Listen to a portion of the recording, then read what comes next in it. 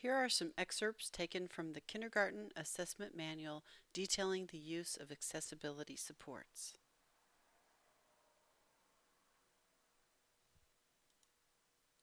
Accessibility supports provide equitable access to all students, are only approved supports found in the Kindergarten Assessment Manual, and do not compromise the construct of the assessment. If you can't find it in the CAM, it is not allowable. All students are required to take part in the Oregon Kindergarten Assessment, including students on IEPs or 504 plans. These students are not exempt from participating in the Kindergarten Assessment.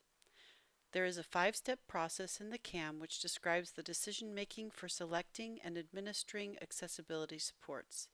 Further information can be found in the CAM Appendix C on page 37. Here are the 3 types of supports found in the CAM. Universal tools, available to all students based on student preference and selection. Designated supports, accessible features available for use by any student for whom the need has been indicated by an educator or team of educators. And accommodations, which are changes in procedures or materials that increase equitable access during assessment. These must be documented on a student's IEP or 504 plan. This slide gives guidance for school staff responsible for documenting supports. For more information and protocols regarding the documentation of supports, please reference the Kindergarten Assessment Manual.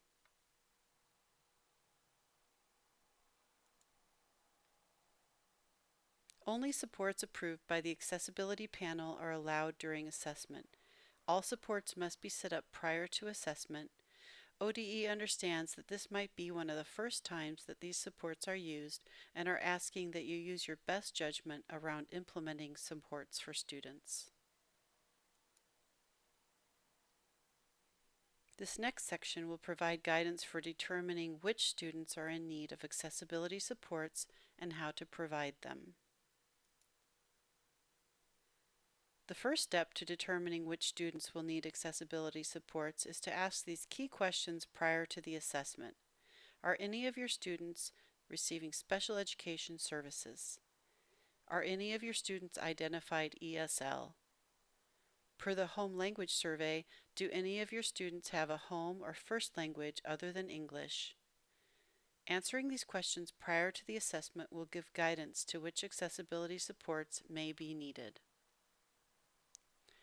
When it is determined a student will benefit from the directions translated to their native or first language, follow this protocol. As a reminder, they do not have to be ELL served or ESL identified. This language support will look very different at our non-DLI schools than it is for DLI schools. If you are at a non-DLI school, here is the protocol. This graphic relates to the need for Spanish translation at non-dual language immersion schools, and this protocol and decision tree is posted on the PPS OKA website. This graphic relates to the need for other language support at non-dual language immersion schools, and this protocol and decision tree is also posted on the PPS OKA website. Next, we'll cover the need for language support at DLI schools. This graphic relates to dual language immersion schools, and this protocol and decision tree is posted on the PPS OKA website.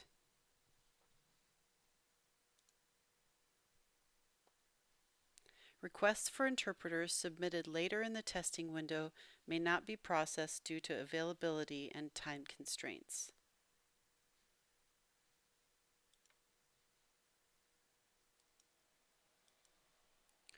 Next is guidance for students needing accessibility supports other than the translated directions. A reminder and guidance when using the different types of accessibility supports.